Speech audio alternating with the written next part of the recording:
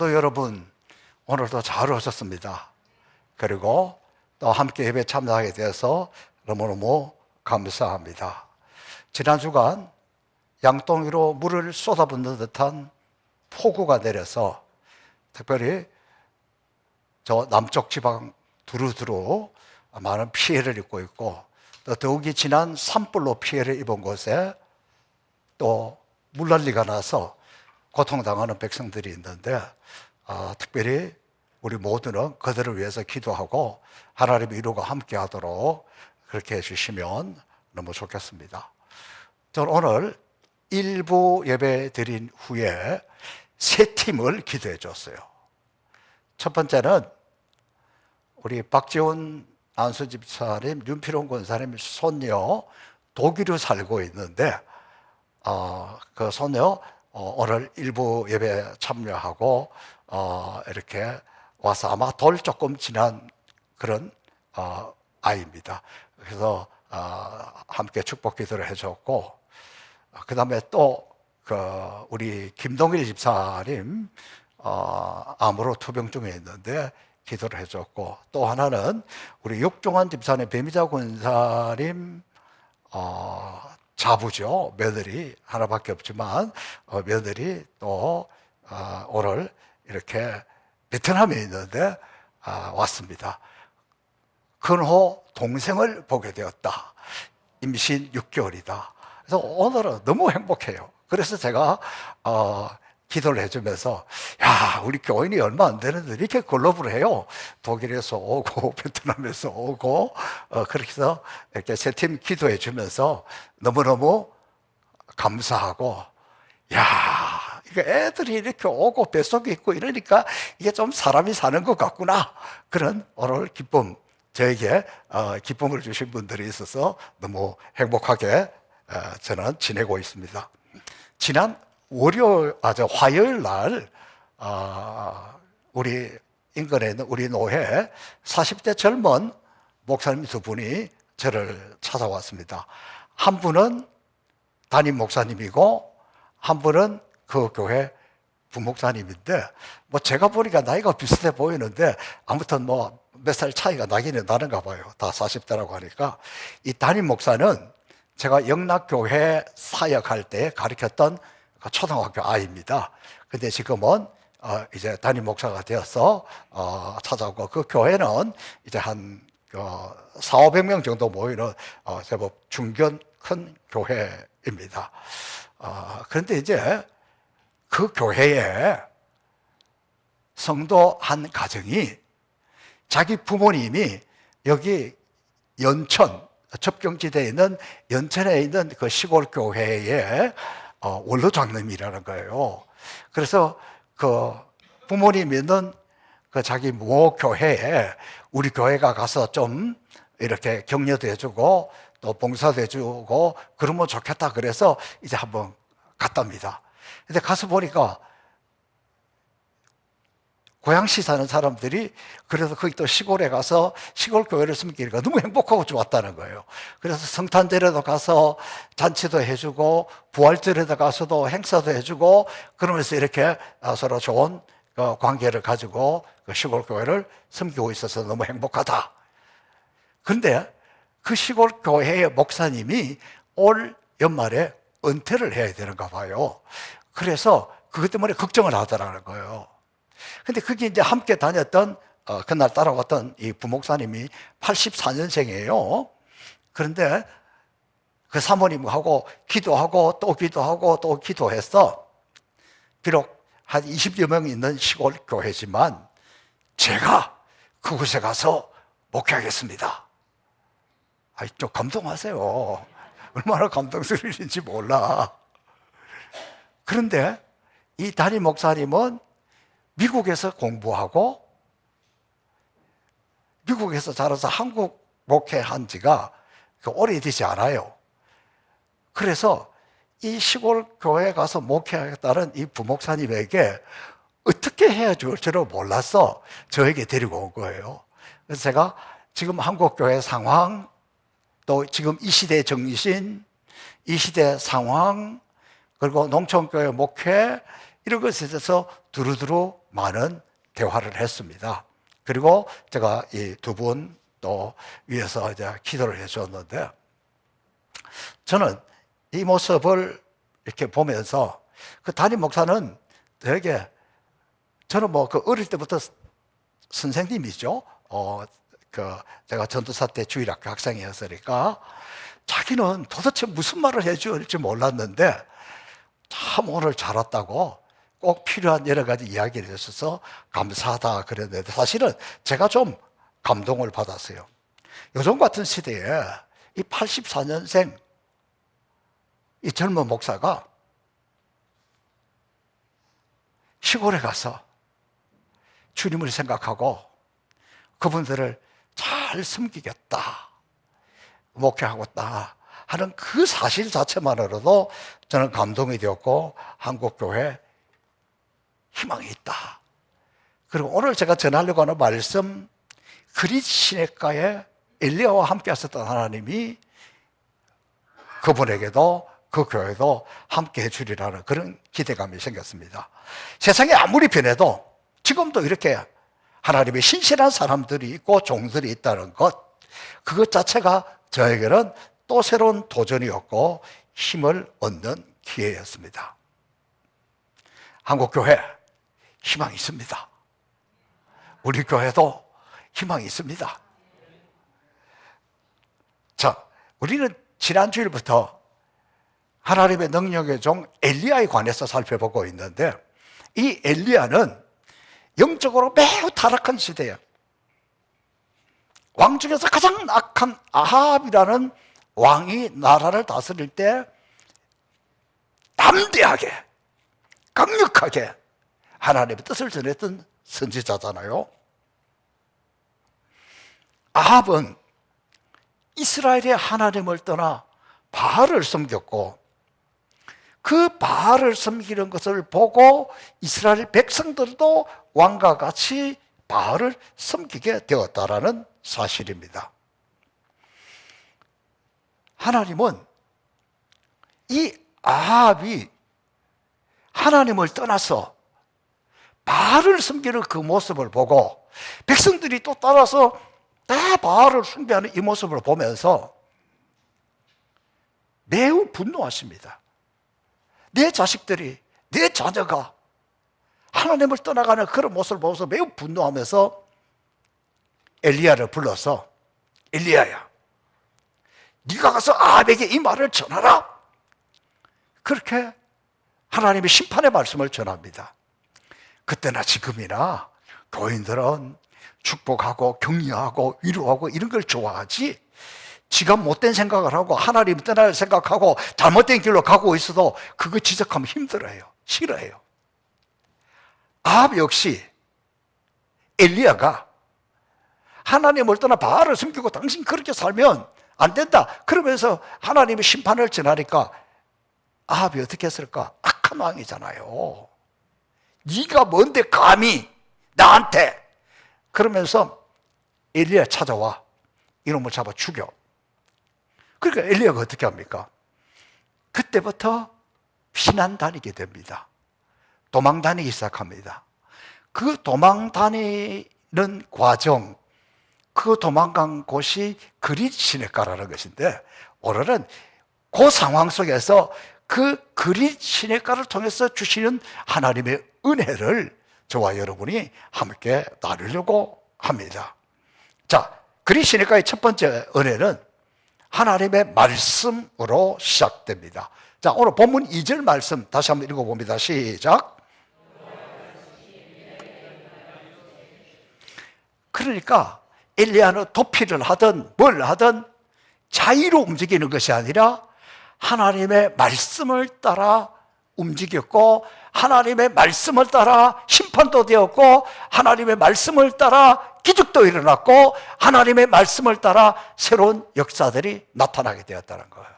여러분, 아합에 대해서 성경에 기록된 것을 보면 이 아합은 엣바알이라는 사람의 딸을 아내로 취하게 됩니다. 엘리야의 뜻은 여호와께서 함께 하신다 그런 뜻인데, 엣바알은 바알과 함께한다. 바알과 함께하는 사람이니까 바알을 얼마나 숭배했겠어요. 근데 그 딸 이세벨하고 결혼하게 됩니다. 결혼했으니까 그때나 지금이나 가정에서 영향력이 큰 사람이 누구예요? 아내잖아. 아내 말을 안 듣는 사람은 정상이 아니에요. 잘 모르시나? 나만 그런가? 그래요. 그때나 지금이나.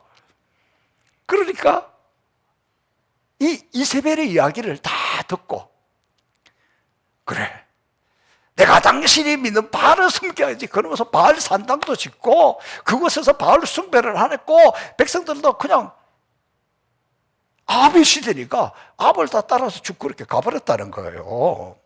그래서 하나님이 노하는 거죠.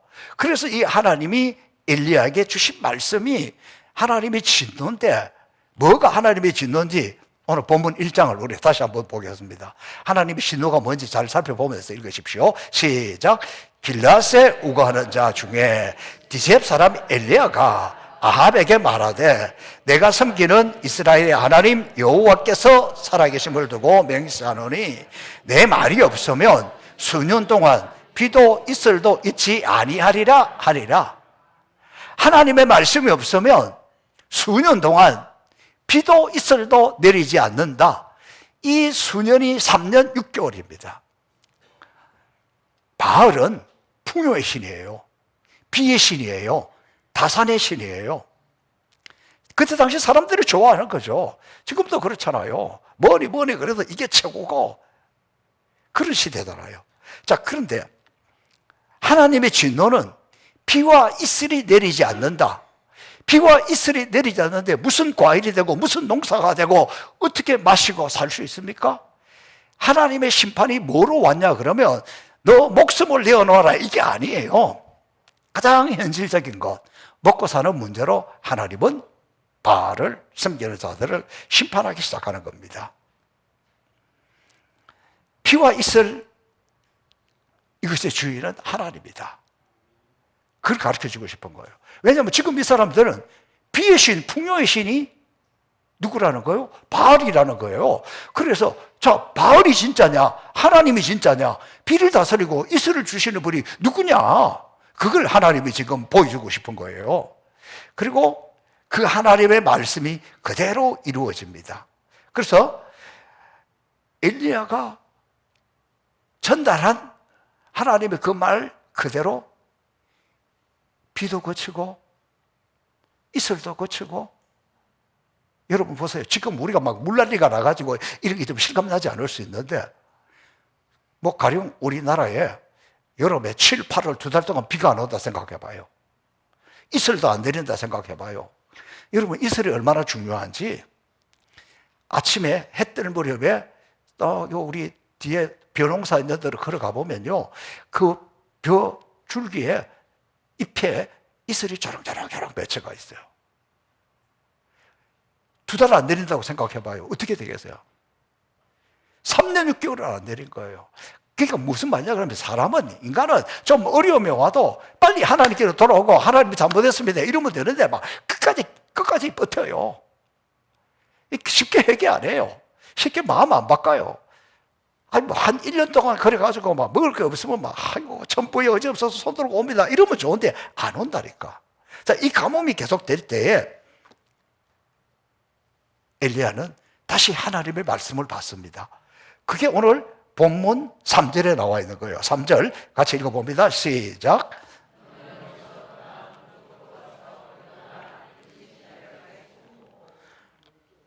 그릿 시내가라는 곳에 가서 숨으라는 거예요. 자, 점점점 비가 내리지 않고 가뭄이 오니까 이 아합 왕의 분노는, 백성들은 아니, 왕이 도대체 뭐하냐, 옛날부터 안 되면 왕을 탓하는 거예요. 그러니까 왕은 그 분노가 어디로 갑니까? 엘리야한테 가잖아요. 그렇게 아합 왕의 분노가 커서 엘리야를 잡아 죽이려고 하니까 하나님은 그때 엘리야에게 잠깐 피해 있어라, 숨어 있어라. 여러분, 이사야 26장에도 보면 하나님 백성들이 어려움을 때 세상과 단절하고 굴 속에 들어가라. 그곳에서 하나님과 교제하고 기도하라. 그런 명령 내린 장면이 나와요. 그러니까 지금 하나님이 이때 엘리야에게 야, 저렇게 분노하고 있을 때는 잠깐 피하는 것이 좋다. 숨게 하는 거예요. 여러분, 우리가 살아가다가 인생에 이런 상황이 오게 될 때,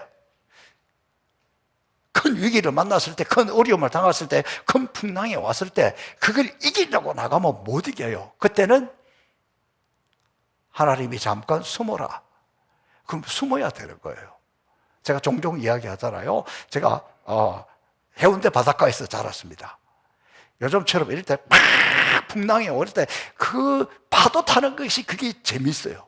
그냥 밋밋한 데서는 재미가 없어. 그러면은 막 바다 들어가지 못하게 하는, 그때 우리는 가서 막 파도를 쫙 이렇게 타는데, 근데 어떤 때는 진짜 너무 큰 파도가 와서 겁나요. 저거는 안 되겠다 싶으면 어떻게 하느냐? 그때는 물 밑으로 싹 들어가면 큰 파도가 와도 그냥 싹 지나갑니다. 그때는 그걸 숨는 게 제일 안전해요. 그러니까 하나님이 아무리 엘리야라고 하더라도, 하나님의 사람이라고 하더라도, 아니 저 왕이 지금 저렇게 분노가 있는데 거기에 대해서 버티고 있으면 안 되니까 잠깐 숨어라. 그렇게 해서 피한 곳이 바로 그릿 시내가라는 거고, 이 그릿이라는 단어 자체는 분리 단절이에요.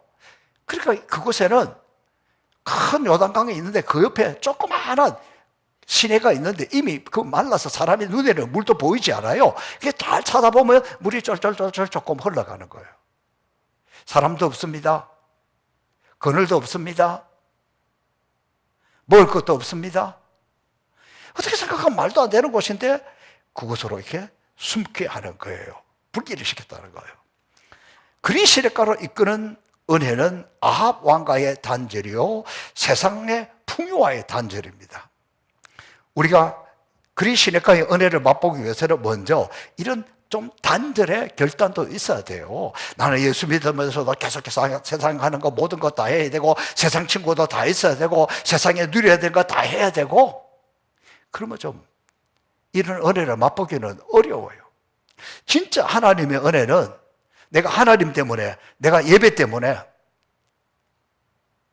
내가 주의를 지키는 것 때문에 좀 세상과 단절하고, 뭐라고 해도 세상은 야, 그거 한 주일에 한 번씩 떠오르는 게 주일이잖아.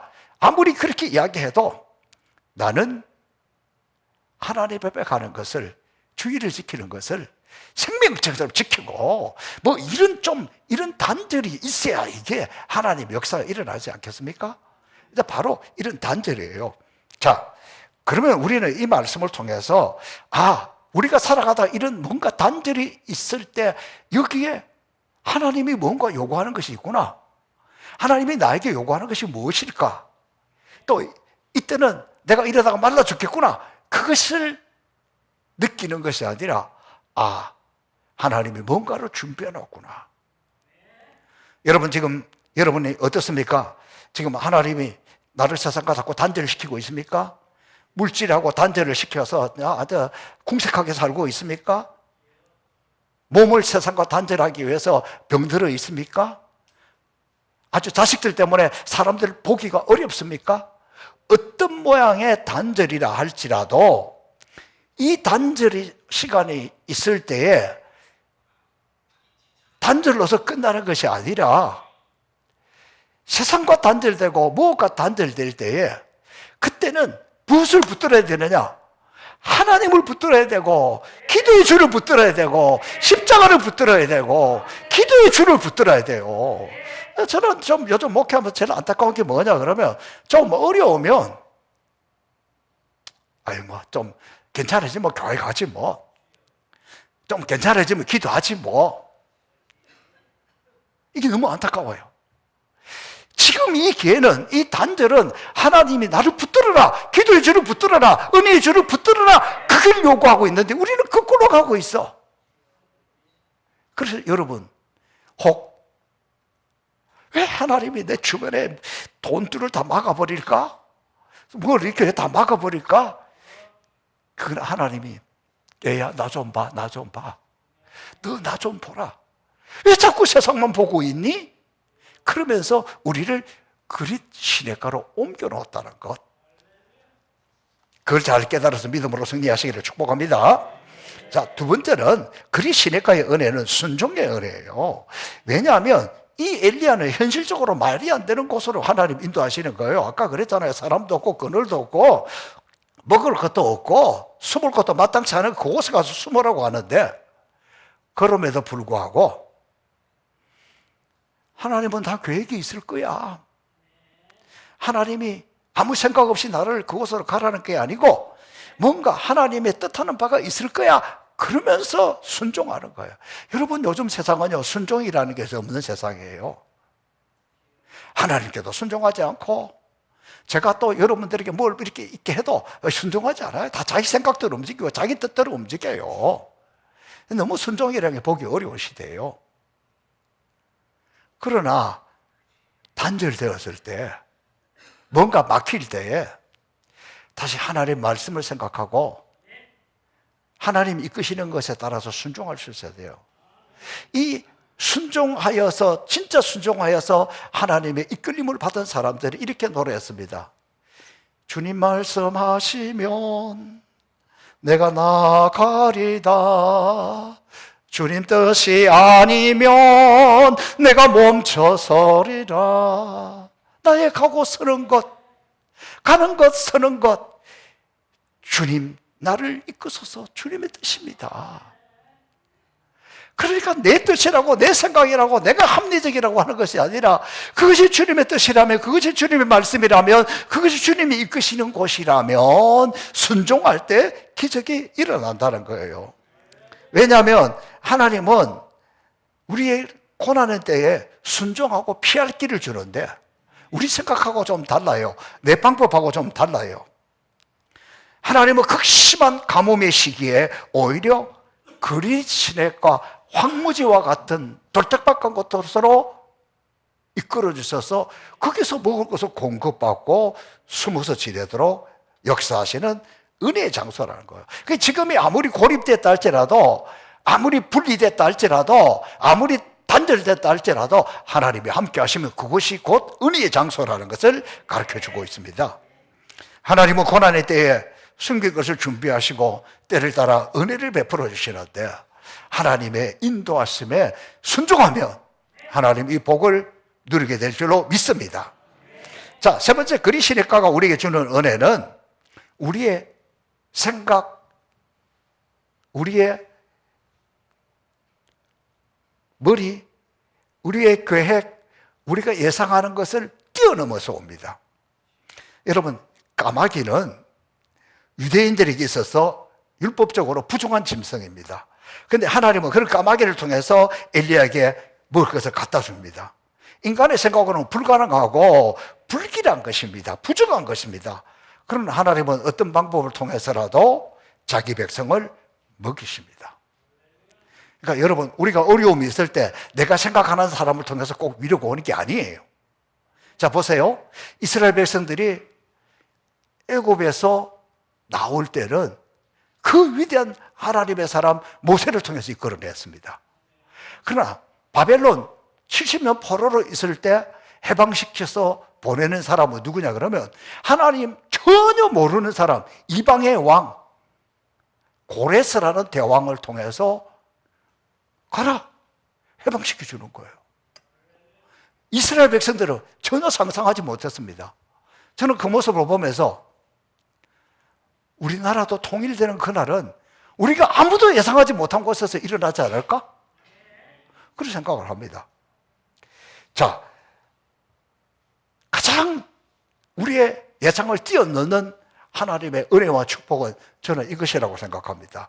로마서 5장 8절 말씀 한번 읽어볼까요? 시작.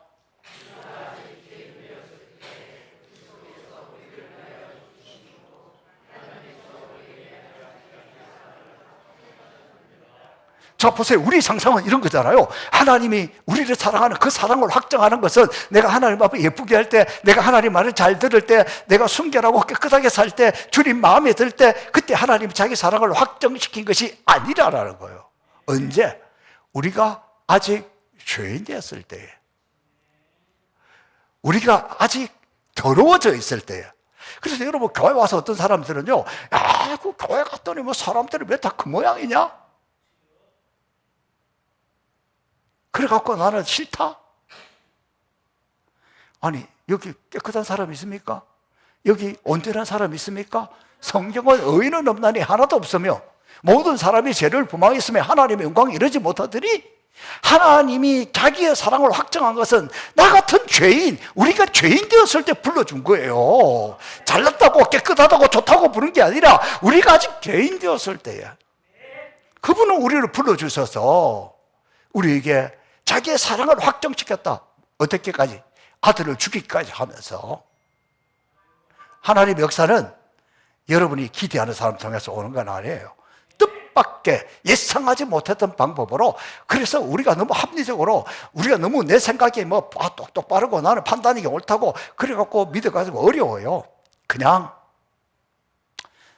하나님이 이렇게 역사하시는가 보다 이래도 아멘하고, 또 나하고 좀 달라도 아멘하고, 끝까지 자기 옳은 대로 하려고 하는 사람들이 교회의 문제야.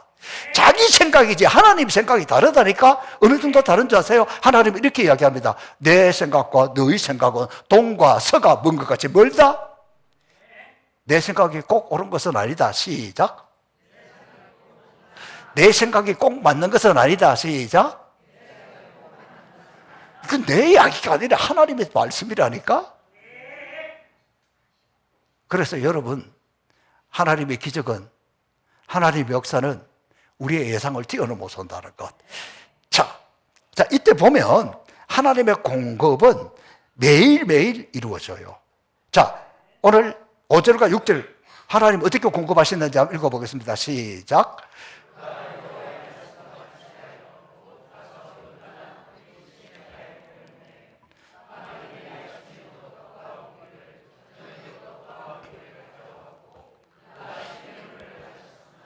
자, 어떻게?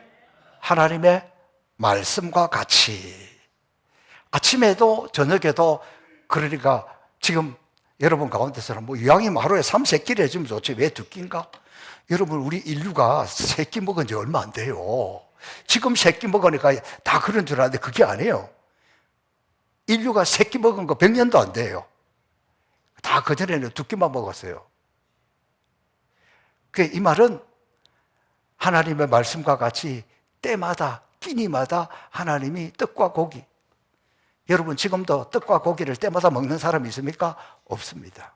더욱이 이때는 아주 특별한 부자들이 때마다 떡도 먹고 고기도 먹는 거지. 하기는 뭐 우리가 고기가 귀한 시절은 아니에요. 오늘 지금 밑에서 돼지 잡아가지고 잔치하면 옛날에는 온 동네 거지들도 다 오고 동네 사람들도 다 올 텐데, 요새는 그 고기 그거 뭐 하는구나, 그 정도예요. 그러나 이때는 그렇지 않아요. 하나님이 공급하실 때에는 확실하게 한다는 거예요. 말할 수 없는 최고의 것을 한다는 거예요. 그리고 쌓아놓게 하는 것이 아니라 그때 주는 거예요. 성경에 기록해 놓지 않았지만 이때 이 엘리야가 이런 마음을 좀 가지지 않겠어요? 이스라엘 백성들이 광야길을 걸어올 때에 아무것도 없는 그때 하나님은 아침마다 만나와 메추라기를 줘서 먹게 했잖아요. 야, 만나와 메추라기를 먹게 하신 하나님이 나한테는 까마귀를 통해서 이렇게 주시는구나.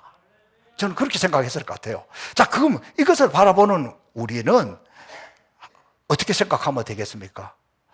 하나님께서 이스라엘 백성들에게 광야길을 걸어갈 때는 만나와 메추라기를 줬고, 엘리야는 그리 시내가에 숨었을 때 끼니마다 고기 주고 떡을 줬는데, 그럼 우리를 외면할까? 하나님 우리를 사랑하시되 어떻게 하시죠? 하나님이 자기 사람들을 사랑하시되 끝까지 사랑하시리라. 바울 사도는 뭐라고 이야기하냐 그러면, 아들도 아끼지 아니하고 너에게 주었는데 뭐가 아깝겠느냐? 우리가 준비가 되면, 우리가 필요하면 하나님은 다 주신다는 거예요.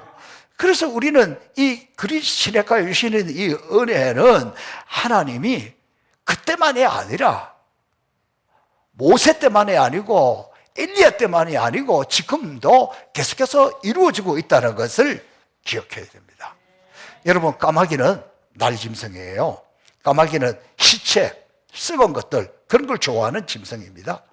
그런데 이 까마귀에 대해서 알아보니까 까마귀는 자기 새끼들에게 줄 것조차도 남기지 않고 새끼보다는 자기 입에 먼저 들어가는 거예요. 아마 여러분 가운데도 그런 분 있죠? 한두 분 계실는지 몰라. 자식들, 너는 앞으로 살 날이 오래니까 너는 천천히 뭐 나부터 먹자. 그런 인간들은 까마귀 같은 인간들이야. 자식 입에 들어가는 게 보기 좋아야지. 자식 입에 들어가는 게 더 좋아야지. 아, 우리 교회 성도들 좀 의심스럽네. 그러니까 이 무슨 말이냐 그러면 까마귀를 통해서 떡과 고기가 타준다는 게 상상이 안 되는 일이에요. 그런데 하나님은 그렇게 하셨다는 거예요. 사랑하는 성도 여러분, 오늘도 그리 시냇가의 은혜는 계속됩니다. 지금 우리는 영적으로 타락한 세상입니다. 점점점 하나님을 떠나가는 시대예요. 수많은 아합 같은 세력이 야 하나님 천천히 해도 돼. 그 교회 하는 거는 천천히 해도 돼. 지금은 그 믿음이 중요한 게 아니라 무슨 살고 봐야지. 세상이 이런데 바알 같은 것들이 우리를 점점 더 많이 지배하고 있고 우리 주변에 있습니다. 이 바알 숭배예요. 그러나 이러한 시대일수록 여러분 어쩌면 교회도 세상의 풍요로 갈구하는 사이에 세상의 것은 좀 풍성해졌는데 이스라엘 자녀들에게 영적 가뭄이 온 것처럼 오늘 이 시대에도 풍요로운 세상인데 영적으로는 더 메말라 있는 것은 아닌가? 아모스 선지자는 아모스 8장 11절에서 이렇게 말씀하고 있습니다. 시작. 주 여호와의 말씀이니라. 보라 날이 이를지라 내가 기근을 땅에 보내리니 양식이 없이 주름이 아니요 물이 없이 가람이 아니요 여호와의 말씀을 듣지 못한 가람이라. 그렇습니다. 오늘 세상의 것으로 채우고 아무리 채워도 영적 갈급함은 사라지지 않습니다. 어쩌면 우리는 너무 풍요로운 시대를 살고 있지만 더 영적으로 메말라가고 더 갈급해져 있고 더 이렇게 풍성하고 좋은 세상에 살면서 감사는 사라지고 더 원망스럽고 마음은 더 불편하고 마음은 더 우울하고 살고 싶지도 않고 이런 시대에 지금 우리에게 하나님의 말씀이 나를 이끌고 있느냐? 하나님의 역사를 기대하고 있느냐? 하나님이 지금 내 생각하고 달라도 내가 순종하면 하나님 어떤 역사를 할 것인지 기대하는 것. 좀 이런 것들을 사모해야 됩니다. 그래서 저와 여러분 영적인 풍성함이 여러분 가운데 넘치시기를 축복합니다. 자, 여러분 보세요. 오늘 7절에 보면 땅에 비가 내리지 아니하므로 얼마 후에 그 시내가 마르니라.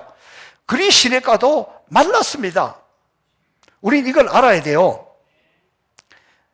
그 땅에 비가 다 내리지 않는데 그리 엘리야가 있다고 그 시내가만 계속해서 물이 나오면 좋겠지만 그렇지 않아요. 여러분 우리 나라와 민족을 위해서 열심히 기도해야 되는 이유가 뭐냐? 나라가 잘못되는데 나라가 망하는데 나는 괜찮다, 교회는 괜찮다, 안 괜찮아요. 어떤 사람은 교회가 어떻게 되든지 말든지 나는 괜찮다, 안 괜찮아요. 같이 영향을 입습니다. 그래서 나라 위해서 기도해야 되고 지도자들 위해서 기도해야 되고 교회에서 기도해야 됩니다.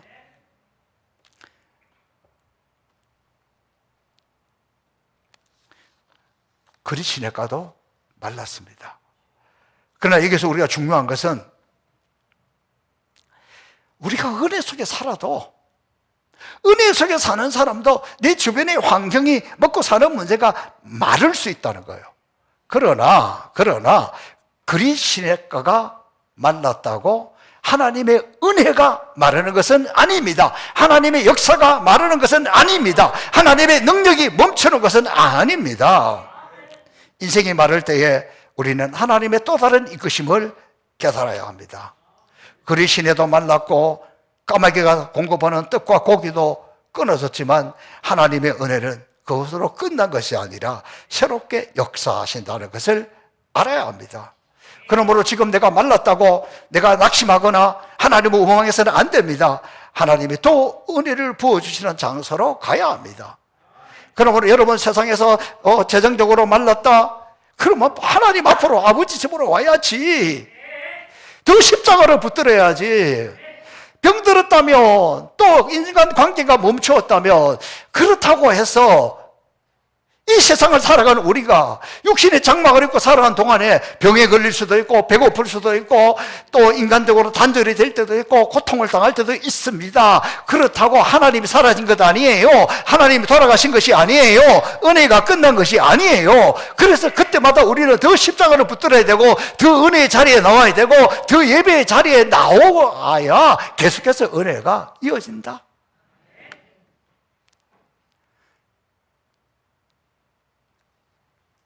이 시내가 말랐다고 엘리야 죽지 않아요. 하나님은 또 다른 은혜의 장소로 이끌어갑니다. 여러분, 성경에도 보면 그 이야기 나오잖아요. 예수님께서 그의 세자 베드로, 야고보, 요한 척건을 데리고 산에 올라와서 기도합니다. 주님이 앞에 가서 기도하고 자기들도 뒤에서 막 기도하고 있는데 보니까 막 주님의 얼굴이 해와 같이 빛나고 주님의 옷이 아주 하얗게 변하면서 그곳에서 모세와 엘리야와 더불어서 막 대화하고 있는 거예요.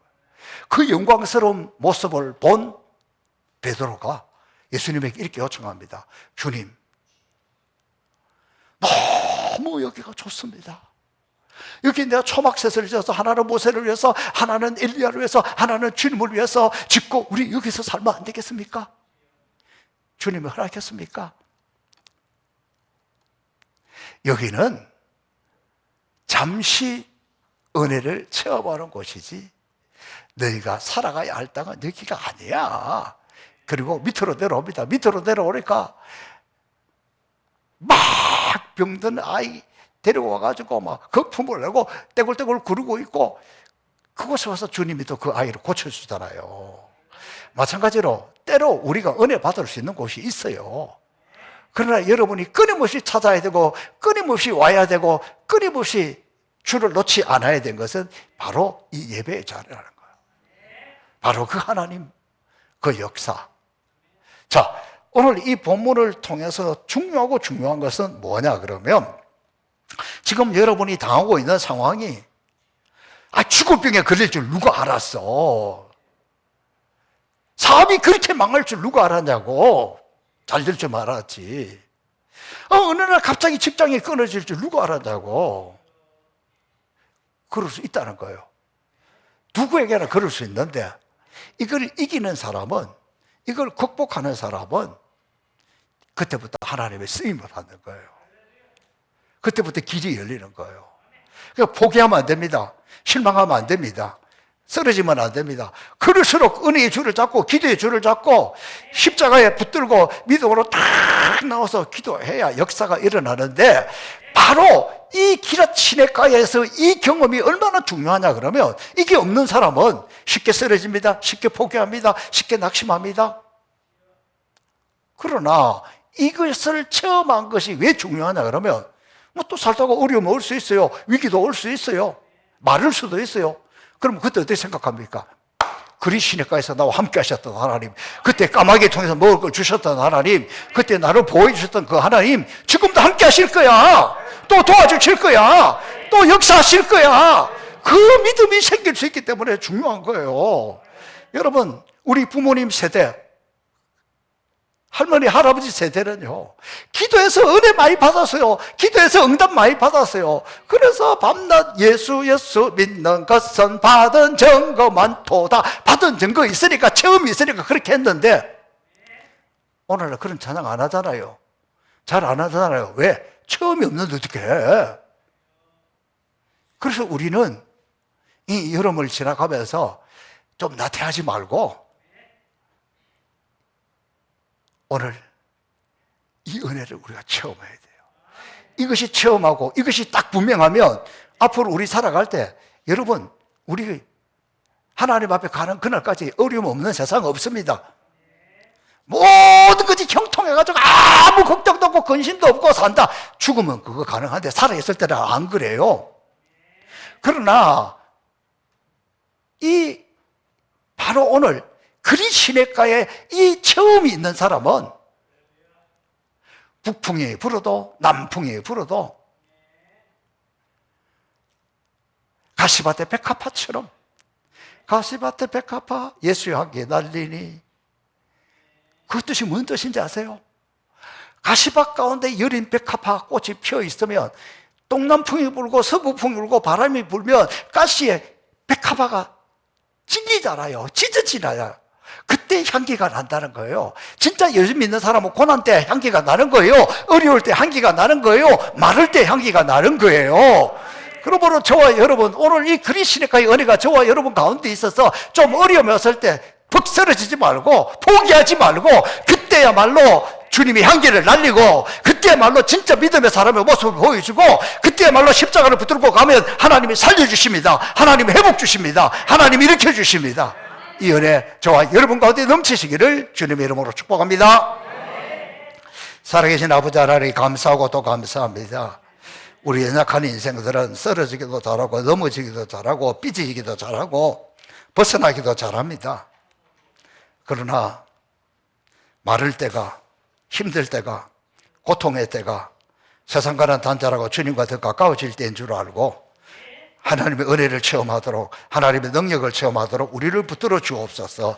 감사하며 예수님 이름으로 축복하며 기도하옵나이다.